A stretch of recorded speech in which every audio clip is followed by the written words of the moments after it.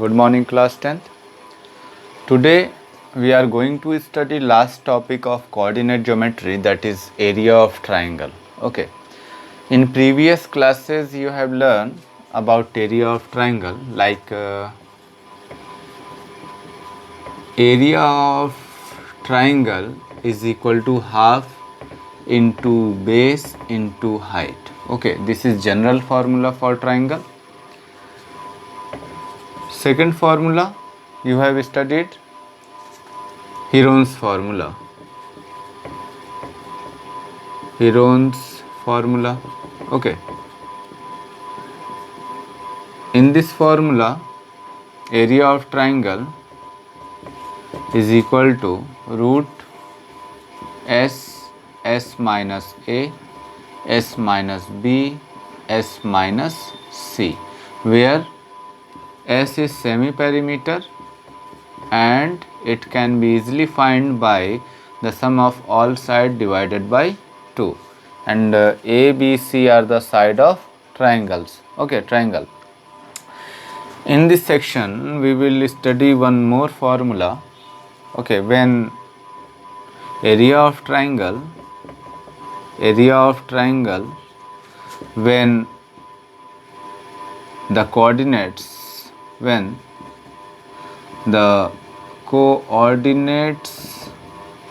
of vertices are given. Okay, तो ये क्या फॉर्मूला है? Area of triangle is equal to half x1 y2 minus y3 plus x2 y3 minus y1 plus x3 y1 minus y2. Okay, this is the formula when the coordinates of the vertices of triangle are given. Okay, now we are going to derive this formula and try to understand how this formula come to us. Okay, let A, B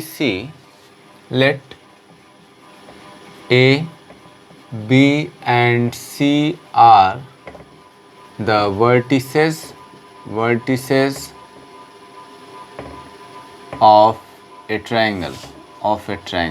Okay, तो हम लोग एक triangle किसी plane में बना लेते हैं. जैसे मान लीजिए एक प्लेन है XY plane, X axis Y axis. Okay, इसमें हम ट्रायंगल बना लेते हैं ABC वर्टिसेस से. मान लीजिए A, B एंड C.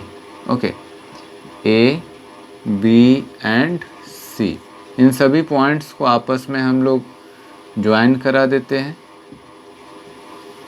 तो आप देख सकते हैं एक ट्रायंगल का फॉर्मेशन हो चुका है. और हम लोगों को मालूम है कि किसी भी प्लेन में अगर किसी पॉइंट की बात करते हैं तो उसके कोऑर्डिनेट्स होते हैं. तो A का कोऑर्डिनेट हम लोग मान लेते हैं x1 y1, B का कोऑर्डिनेट मान लेते हैं x2 y2 एंड C का कोऑर्डिनेट मान लेते हैं x3 y3. ओके, और इन सभी पॉइंट्स से x एक्सिस पर एक परपेंडिकुलर कंस्ट्रक्ट कर लेते हैं, जिसका हम लोग नाम दे सकते हैं P, Q and R. Okay, और intersection point of the axis is called origin. आप देख सकते हैं O से P की दूरी जो है वो x1 है, तो हम इसे जो है कि रिप्रेजेंट कर सकते हैं, ये x1 है. ओके, O से Q की दूरी x2 है, इसे इस तरीके से रिप्रेजेंट कर सकते हैं. O से R की दूरी x3 है, इसे इस तरीके से रिप्रेजेंट कर सकते हैं. ओके, और AP की दूरी y1 है, BQ की दूरी y2 है एंड CR की दूरी y3 है. ओके, तो इस तरीके से हम लोगों ने डायग्राम का कंस्ट्रक्शन कर लिया। आप चाहें तो यहाँ रिप्रेजेंट कर सकते हैं कि A P is perpendicular on x axis और O R. Okay, now how will we find the area? As you can see, both the lines are perpendicular, so lines अगर दोनों perpendicular हैं तो ये आपस में पैरेलल भी होंगे। ओके, ये आपस में क्या हो जाएंगे, ये तीनों वर्टिकल्स लाइन जो है पैरेलल हो जाएंगे। तो ये एक टाइप का ट्रेपेजियम बन रहा है। तो ट्रेपेजियम का एरिया होता है half into height into sum of parallel side. Okay, similarly यहाँ पर भी एक ट्रेपेजियम बन रहा है। तो अगर आप इस पूरे ट्रेपेजियम का एरिया निकालें, फिर इस पूरे ट्रेपेजियम का एरिया निकालें और जोड़ दें, और जोड़कर ये नीचे वाले ट्रेपेजियम का एरिया माइनस कर देते हैं, तो जो बचेगा वो ट्रायंगल का एरिया होगा। तो आइए करते हैं। हम लोग लिख सकते हैं area of triangle, area of triangle is equal to area of trapezium A P Q B, A P Q B plus area of trapezium B Q R C, B Q R C minus, अब ये वाला portion आपको minus करना है, minus area of trapezium A P R C, A P R C. Okay, formula आपको मालूम है half into height.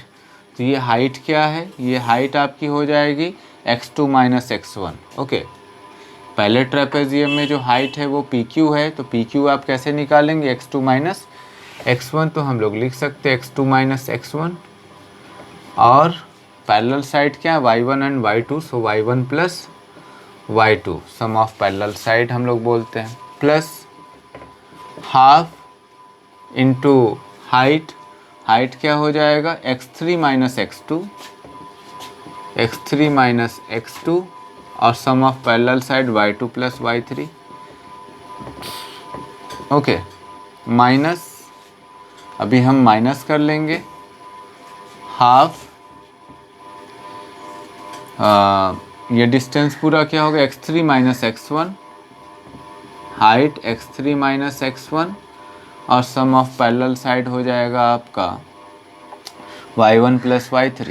Okay, y1 plus y3। तो इस तरीके से हम लोगों ने ये फॉर्मेशन कर लिया। ओके, इसके बाद आप क्या कर सकते हैं, इसके बाद आप जो है कि जनरली कैलकुलेट करेंगे।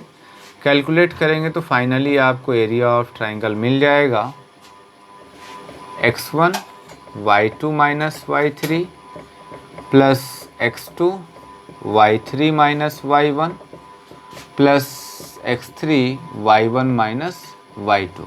ओके, आप देख सकते हैं ये एक टाइप का पैटर्न भी फॉलो कर रहा है। बाहर सभी में आपके जो है कि x1 x2 x3 है, ये तीनों x1 x2 x3 से शुरू हो रहे हैं। तो इसके बाद के जो पोजीशंस हैं वो ऑर्डर में है, पहला 1 है तो 2 3, 2 है तो 3 1, 3 है तो 1 2। ठीक है, एक साइक्लिक ऑर्डर को फॉलो कर रहे हैं, जिससे आप काफ़ी आसानी से याद रख सकते हैं। तो इस फॉर्मूले का इस्तेमाल हम लोग एरिया ऑफ ट्रायंगल पता करने के लिए करेंगे। Okay, when line are collinear, okay, when points are, कुछ यहाँ पे केसेस भी आते हैं, जैसे व्हेन पॉइंट्स और vertices points are collinear, then area of triangle will be equal to 0। Okay, यानी अगर 3 वर्टिसेस दिए हुए हैं और आप उससे एरिया ऑफ ट्रायंगल निकाल रहे हैं, अगर वो 0 आ जाता है तो इसका मतलब कि वो एक ही लाइन पे तीनों पॉइंट्स लाई कर रहे हैं और वो पॉइंट्स आपस में कोलिनियर होंगे। ओके, क्योंकि ट्रायंगल हमेशा फॉर्म होगा नॉन कोलिनियर पॉइंट से, कोलिनियर होगा तो वो लाइंस फॉर्म करेगा। ओके, कुछ रूल्स भी हैं फॉर्मूले को याद करने के लिए, जैसे हम लोग उसके बारे में डिस्कस करते हैं। Now we will see shortcut to find the area of triangle or the area of quadrilateral. Okay, shortcut formula क्या होगा या अल्टरनेट फॉर्मूला, यहाँ लिख सकते हैं हम लोग अल्टरनेट मेथड. ओके, जो भी वर्टिसेस दिए हों, सपोज कीजिए कि वर्टिसेस दिए हुए हैं P x1 y1, Q x2 y2 and R x3 y3. Okay, तब इनसे हम किस तरीके से एरिया फाइंड करेंगे? काफ़ी इजी है, आपको कुछ नहीं करना है, आपको बस x1 ऊपर वाली साइड में लिख लेना है इस तरीके से, x1 x2 थोड़ा गैप देकर लिखेंगे, x2 x3. ओके, और आपने जिससे स्टार्ट करना है उसी पे ख़त्म करना है, x1 y1 y2 y3 y1. Okay, और क्रॉस एरो से रिप्रेजेंट कर देना है सभी को. ओके, इस तरीके से आप कर देंगे. Now the area of triangle is equal to half. इसके बाद आपको क्या करना है? पहले डाउनवर्ड जितने एरो हैं उसका कैलकुलेशन कर लेना है. कैसे करेंगे? x1 y2 plus x2 y3 plus x3 y1. Okay, bracket close, then minus, अभी अपवर्ड वाला कैलकुलेट कर लेना, एक y1 x2 या आप x2 y1 बोल सकते हैं, x2 y1 plus x3 y2 plus x1 y3. Okay, तो इस तरीके से काफ़ी आसानी से आप जो एरिया ऑफ ट्रायंगल पता कर सकते हैं. ओके, ये एरिया ऑफ ट्रायंगल हो गया. अगर एरिया ऑफ क्वाड्रिलेटरल होगा या एरिया ऑफ पॉलीगन होगा, एरिया ऑफ पॉलीगन, अब यहाँ पे हम मान लेते हैं ये पॉलीगन हमारा क्या है? क्वाड्रिलेटरल है. क्वाड्रिलेटरल, तो क्वाड्रिलेटरल में आपको मालूम है कि कितने वर्टिसेस होते हैं. हम मान लेते हैं 4 वर्टिसेस हैं, A x1 y1, B x2 y2, C x3 y3 and D x4 y4. Okay, so area इसका क्या हो जाएगा? Area of quadrilateral is equal to half. Same method का इस्तेमाल करेंगे आप. सेम मेथड में क्या करेंगे आप? तो इसमें लिख लेंगे, सेम आप x से शुरू करेंगे, x1 x2 x3 x4 x1. Okay, y1 y2 y3 y4 y1, जहाँ से शुरू करेंगे वहाँ पे ख़त्म कर देंगे, एरो से रिप्रेजेंट कर लेंगे.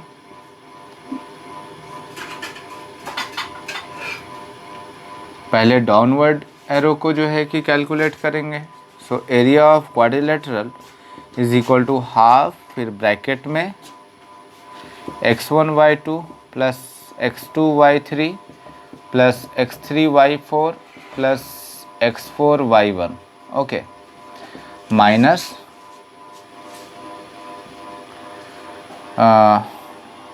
यहाँ से आप लिख सकते हैं x2 y1 plus x3 y2 plus x4 y3 plus x1 y4.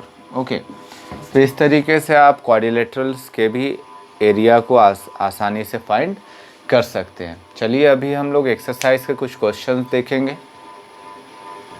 Now this is first question of exercise 7.3. Find the area of triangle whose vertices are, there are 2 part. तो फर्स्ट पार्ट को हम लोग consider करते हैं. Solution, मान लेते हैं let the vertices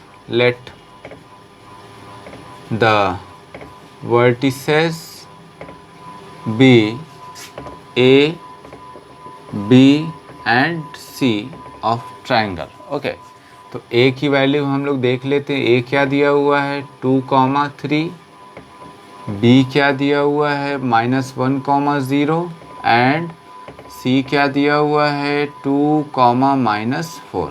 okay, तो हम लोग अल्टरनेट फार्मूला इस्तेमाल करेंगे। Now area of triangle is equal to, सबसे पहले हम लोग क्या करेंगे, इसे उस ऑर्डर में लिख लेंगे, x1 x2 x3 then x1। Okay, so 2 -1 2 2, okay, then 3 0 -4 and 3, और क्रॉस मल्टीप्लिकेशन करेंगे हम। ओके, तो इस तरीके से आप चाहें तो ये फॉर्म आप वर्टिकल भी दिखा सकते हैं, हम लोगों ने हॉरिजॉन्टल दिखाया है कि स्पेस कम लेगा। ओके, ये हो गया। अभी एरिया निकाल लेते हैं। So area of triangle is equal to half into, आपको मालूम है पहले क्रॉस डाउन साइड एरो को हम लोगों को कंसीडर करना है, देन माइनस करके अप साइड एरो को। ओके, सो यहाँ पे हम लोग कर लेते हैं। क्या होगा 2 0 2 into 0 plus -1 into -4 plus 2 into 3। Okay, then -3 into -1 plus 0 into 2 plus -4 into 2। Okay, इसको सिंप्लीफाई कर लेते हैं। हाफ क्या हो जाएगा, ये 0 प्लस माइनस माइनस प्लस हो जाएगा, तो +4 एंड +6, देन माइनस ये हो जाएगा आपका -3 प्लस 0, और ये हो जाएगा आपका -8। ओके, तो हाफ इनटू ये आपका क्या हो गया वैल्यू 10, और इधर आपका -11, तो -11 और +11, तो 10 एंड 11 आपका क्या हो जाएगा, आप कैलकुलेट कर सकते हैं इजीली। 21 होना चाहिए, आप देख लीजिए क्या होगा। ओके, इसको हम लोग चेक कर लेते हैं कि ये क्या हो रहा है।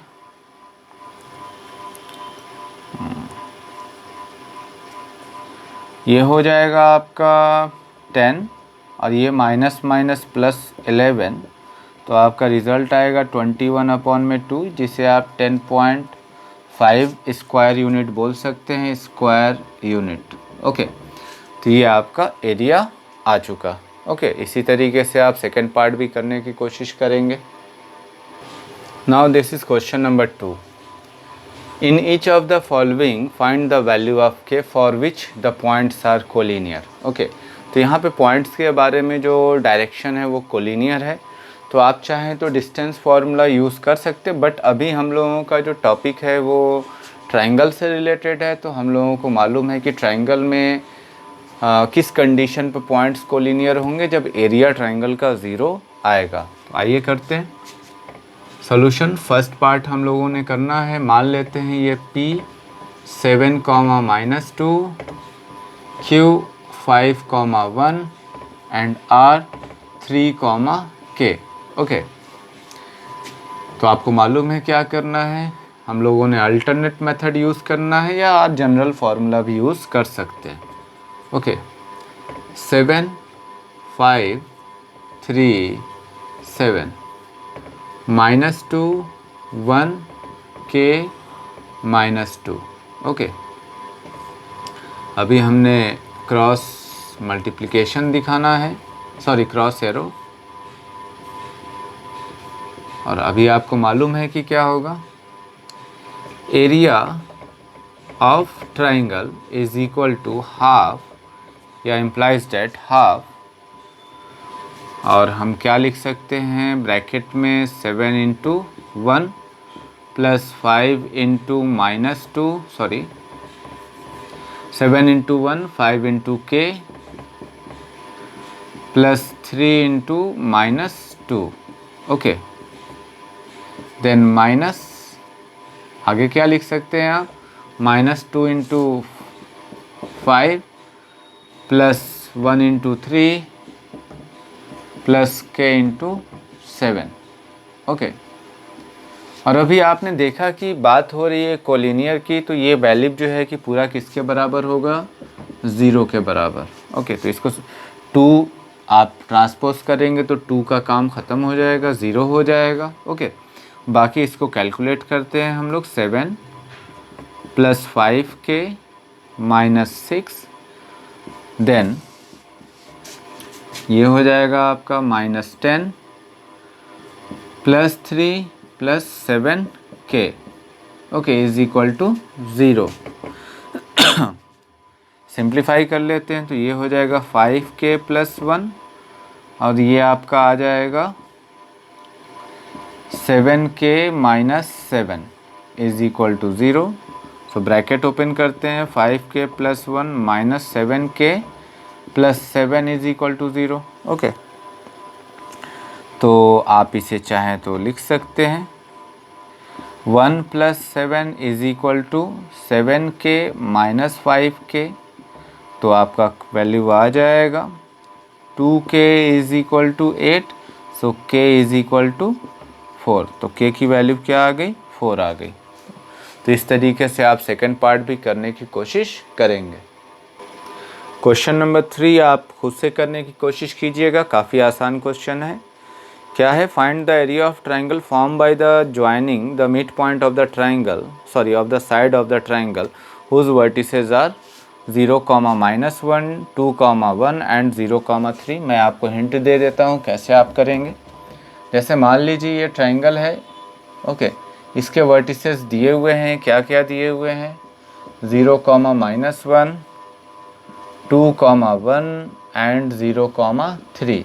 ओके, तो आपको सबसे पहला काम इसके मिड पॉइंट को पता करना है। अगर आपने इसे A B C मान रखा है तो मिड पॉइंट आप P Q R मान सकते हैं, या आपकी मर्ज़ी। तो P का कोऑर्डिनेट आप पता करेंगे, मिड वैल्यू पता आपको है कि x1 प्लस x2 अपॉन में 2, y1 प्लस y2।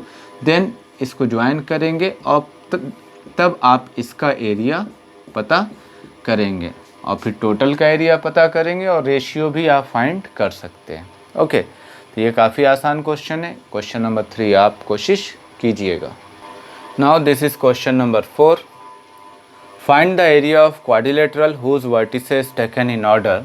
ओके, तो अभी मैंने आपको अल्टरनेट मेथड बताया कि कैसे आपको पता करना है area of quadrilateral.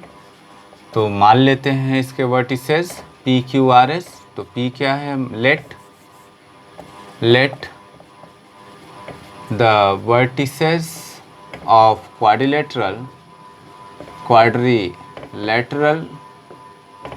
Are P आपने मान लिया -4, -2, Q -3, -5, R 3, -2 and S 2, 3। Okay, तो इसका एरिया हम लोग निकाल लेते हैं। इसका एरिया निकालने का अगर आप जनरल फार्मूला इस्तेमाल करते हैं तो क्वाड्रिलेटरल का फॉर्मेशन करके एक आप जो है क्या पता कर लेंगे, आप सेपरेटली दोनों ट्राइंगल का एरिया पता करके आप ऐड कर सकते हैं, या हम लोग सीधे अल्टरनेट मेथड यूज़ करेंगे। वो क्या है, आपने लिख लेना है ऑर्डर में, आपको मालूम कैसे लिखना है, x1, x2, x3, x4, then x1 means -4, -3, 3, 2, then -4, then y1, y2, y3, y4 and y1, it means -2, -5, -2, 3, -2। Okay, और एरो से इसे रिप्रेजेंट कर लेना है कि मिस्टेक होने के चांसेस कम हो जाए। Okay, now area of quadrilateral is equal to half, bracket में आपको मालूम है क्या करना है, -4 into -5 plus -3 into -2 plus 3 into 3 plus 2 into -2। Okay, then another bracket में -2 into -3, then -5 into 3, then -2 into 2, then 3 into -4। Okay, now bracket close. Calculate कर लेंगे हाफ, ये माइनस माइनस प्लस हो जाएगा, तो क्या हो जाएगा 20, यहाँ पर भी माइनस माइनस प्लस हो जाएगा 6, यहाँ पर 9 एंड ये -4। ओके, देन यहाँ पर क्या होगा +6 हो जाएगा, यहाँ पर -15, ये आपका -4 और ये आपका -12। कैलकुलेट कर लेंगे हाफ, ये हुआ आपका हो जाएगा 15 एंड 20, 35 में से 4 गया 31, माइनस 31 माइनस, अभी इसको कैलकुलेट कर लेंगे आप, तो माइनस वाले को ऐड कर लें। 15 4 19, 19 एंड 10 29 एंड 2 31, 31 में से 6 जाएगा या 25। ओके, तो यहाँ पे आप कर सकते हैं हाफ 31 माइनस 25, तो ये आपको क्या देगा हाफ इंटू 6 और 3 स्क्वायर यूनिट। ओके, तो रिज़ल्ट क्या आ गया आपका 3 स्क्वायर यूनिट। आई थिंक मैंने शायद कुछ यहाँ पर मिस्टेक की होगी, चेक करते हैं दोबारा।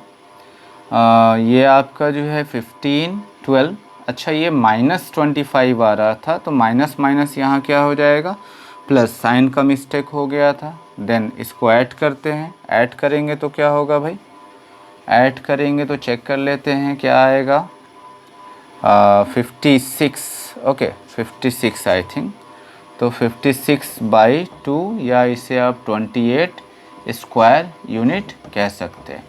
Okay, I hope you understood and now this chapter is over. Optional exercise is also here, so you can do yourself, otherwise I will explain in another lecture. Okay, thank you for watching.